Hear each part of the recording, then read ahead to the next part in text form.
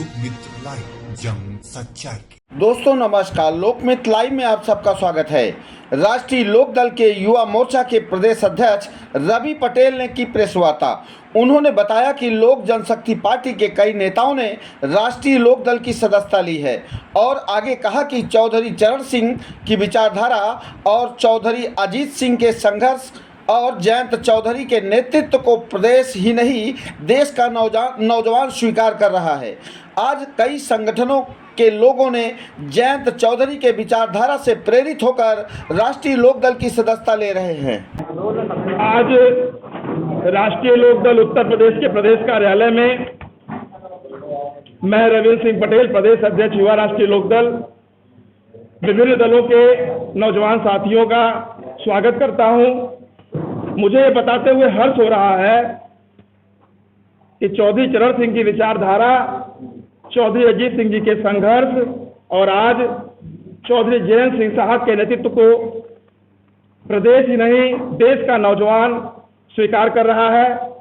ये उसका परिणाम है कि आज बहुत सारे दूसरे दलों के लोग, सामाजिक संगठनों के लोग और अधिवक्ता साथी राष्ट्रीय लोकदल की सदस्यता ले रहे हैं। मैं एक नाम पर देना चाहता हूं। आज लोक जनशक्ति पार्टी रामविलास पासवान, उसके छात्र मंच के राष्ट्रीय उपाध्यक्ष भाई अनिल कुमार राज जी अपने सैकड़ों समर्थकों के साथ पार्टी की सदस्यता ग्रहण कर रहे हैं। फौज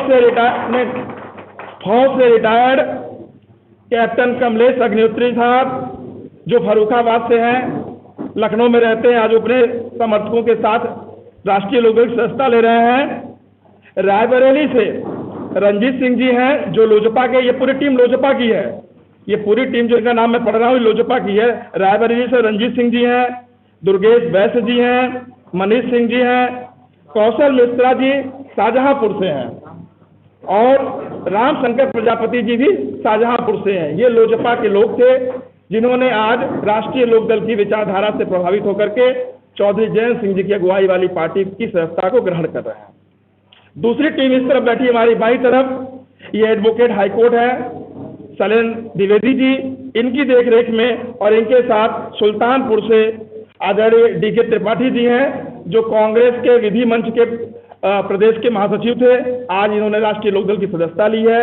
इनके साथ सुल्तानपुर के एडवोकेट मुकेश जी हैं जो आज राष्ट्रीय लोकदल में शामिल हो रहे हैं अपने समर्थकों के साथ। इनके साथ ही ज्ञानेंद्र सिंह जी हैं जो अमेठी के हैं और अमेठी के लोकप्रिय लोगों में से सामाजिक कार्यकर्ता रहे हैं, आज वो राष्ट्रीय लोकदल की सदस्यता को ग्रहण कर रहे हैं। एक दूसरी टीम पवन मेहदी जी सुल्तानपुर से हैं जिनकी अपनी एक खास पहचान है।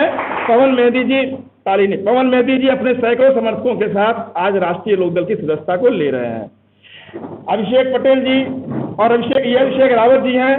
अभिषेक पटेल जी जनता दल यूनाइटेड के प्रदेश के महासचिव थे, आज राष्ट्रीय लोकदल में शामिल हुए हैं। और ये अभिषेक रावत जी हैं, इनके दादा स्वर्गीय राम दुलार रावत जी 1989 और 1996 में, 1989 में जनता दल और 1996 में बहुजन समाज पार्टी के लोकसभा के उम्मीदवार थे बाराबंकी के, और आप भी किसान यूनियन के मंडल के उपाध्यक्ष हैं।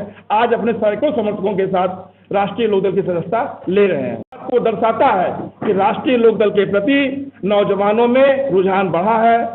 हम सब लोग खुले कंठ से इन्हें विश्वास दिलाते हैं कि आपकी यह सदस्यता राष्ट्रीय लोकदल को ताकत तो देगी, लेकिन जनपद स्तर पे, प्रदेश स्तर पे जयंत चौधरी जी को जो ताकत देगी, आने वाले समय में जयंत चौधरी जी, जो एक भ्रांति फैलाई जाती है विपक्षियों के द्वारा कि राष्ट्रीय लोकदल पश्चिमी उत्तर प्रदेश की पार्टी है। मैं स्वयं पूर्वांचल की मिर्जापुर से आता हूं, तो पूर्वी उत्तर प्रदेश में सुल्तानपुर, अमेठी, रायबरेली, शाहजहांपुर, सीतापुर, बाराबंकी, इन जिलों के लोग भी राष्ट्रीय लोकदल में शामिल हो रहे हैं। आज आपके माध्यम से, मीडिया बंधु के माध्यम से मैं सबका स्वागत करते हुए आपसे निवेदन करूंगा कि इस बात को प्रमुखता से दिखाने का कार्य करें कि राष्ट्रीय लोकदल जितनी पश्चिमी उत्तर प्रदेश की है उससे कहीं ज्यादा पूर्वांचल की है, और आज पूर्वांचल का नौजवान जयंत चौधरी को नेता मान के राष्ट्रीय लोकदल में शामिल हो रहा है। और यह जो बड़ी संख्या में आप देख पा रहे हैं, बड़ी जमात जो शामिल हो रही है, यह आसन्न जो लोकसभा का चुनाव है 2024 का,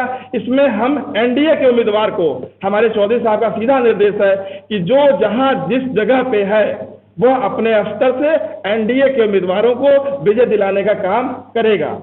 ये ज्वाइनिंग इस बात का द्योतक है कि 2024 में जो संकल्प है आदरणीय जयंत चौधरी जी का कि उत्तर प्रदेश की 80 की 80 लोकसभा सीटें हम जीतेंगे, और जो आदरणीय मोदी जी का संकल्प है कि अब की बार 400 पार, उसको भी चरितार्थ करने का काम हम युवा लोक दल के कार्यकर्ता प्रत्येक स्तर पर लग करके कराने का काम करेंगे। शेष आप अगर कुछ पूछना चाहे तो पूछ सकते हैं। जी कह दिए सामने से कि हम लेकर के आ रहे हैं, वहाँ प्रधान में लोग उधर बीजेपी भेजन देते आपको, कैसे देखते हैं? देखिए, कुछ दावे करने के लिए होते हैं, जो अपने मित्रों को समझो नहीं पा रहे हैं, उन्हें उनके दावे कहीं से विश्वसनीय नहीं लगते हैं। अगर हम इस बात को कहते हैं कि हम अब की 80 की 80 जीतेंगे, तो हमारे दावे में एक जिम्मेदारी का बोध है, और उनके दावे में तो ये भी नहीं है कि उनके घटक रोज टूट रहे हैं। इंडिया गठबंधन के घटक रोज बिदक रहे हैं और टूट रहे हैं। अब तक तो उनका कॉन्सेप्ट भी क्लियर नहीं है कि किस इशू पे चुनाव लड़ेंगे, उनका मुद्दा क्या होगा। देखिए, निश्चित तौर पे इस बात में कोई दो राय नहीं है कि आदरणीय मोदी जी का नेतृत्व देश में एक मजबूत विकल्प है जो देश को विकसित करने की ओर अग्रसर है, और आज हम एनडीए के घटक हैं। हमारे नेता चौधरी जयंत सिंह साहब ने जो निर्णय लिया है उसके साथ हम खड़े हैं। ये इतनी बड़ी जमात इस बात का परिचय है कि यह युवा अब तक लड़ाई ले रहा है, और यह निश्चित तौर पे राष्ट्रीय लोक दल के माध्यम से एनडीए को मजबूत करने का ही काम करेगा। जहाँ पे ऐसे माहौल बना हुआ सीसीआई लागू कर दिया है, और जो है कहीं ना कहीं आपको मुसलमानों के अंदर भी कैसे देखते हैं सर? देखिए, मुस्लिम भाइयों को हम समझाएंगे अपने कार्यकर्ताओं के माध्यम से। CAA कोई बुरी बात नहीं है, नागरिकता है, उससे किसी की नागरिकता छीनी नहीं जा रही है, बल्कि जो हमारे समानांतर जो हमारे सीमाओं से लगे हुए जो देश थे, जो कभी संयुक्त भारत का हिस्सा थे, आज वहाँ पे घोषित इस्लामिक राष्ट्र जो है पाकिस्तान, बांग्लादेश और अफगानिस्तान, वहाँ जो हमारे भारतीय मूल के भारतीय हैं, ईसाई हैं, हिंदू हैं, पंजाबी हैं, जैनी हैं, उनको हम अपने यहाँ शरण दे रहे हैं। ये मैं समझता हूँ कि कतई गलत नहीं है। उत्तर प्रदेश में जब पुलिस भर्ती का नोटिफिकेशन आया, युवाओं की उम्र को कम किया गया, नोटिफिकेशन पे आप लोगों ने बात उठाया और उम्र बढ़ा दी गई। फिर परीक्षा हुई, परीक्षा में तमाम लोगों ने खबरें दिखाई या लोगों ने, युवाओं ने अपनी आवाज़ उठाई, उन पर कार्रवाई की गई अफवाह फैलाने के चक्कर से, और उसके बाद पेपर को माना गया कि कहीं ना कहीं वो सत्ता थी और कैंसिल कर दिया गया। 6 महीने बाद पुनः उस पर चुनाव की परीक्षा की तैयारी है। क्या आप लोगों ने उस मुद्दे को उठाया? अगर आप युवाओं के लिए और पहले भी आवाज़ उठाते रहे, किसानों की आवाज़ बनते हैं, वो मुद्दा क्यों नहीं उठाया? तमाम लोगों पर मुकदमा दर्ज हुआ, जेल भी है। देखिए, आपका प्रश्न जहाँ तक मैं समझ पाया हूँ, हमारी पार्टी के राष्ट्रीय अध्यक्ष जब दिसंबर में लखनऊ में थे, तो जो आंदोलनरत युवा थे उनके साथ कदम बढ़ा के उनको न्याय दिलाने का काम किया, और इस प्रदेश के मुख्यमंत्री आदरणीय योगी आदित्यनाथ जी को हम बधाई देना चाहेंगे आपके माध्यम से कि उन्होंने अपनी गलती को स्वीकार किया।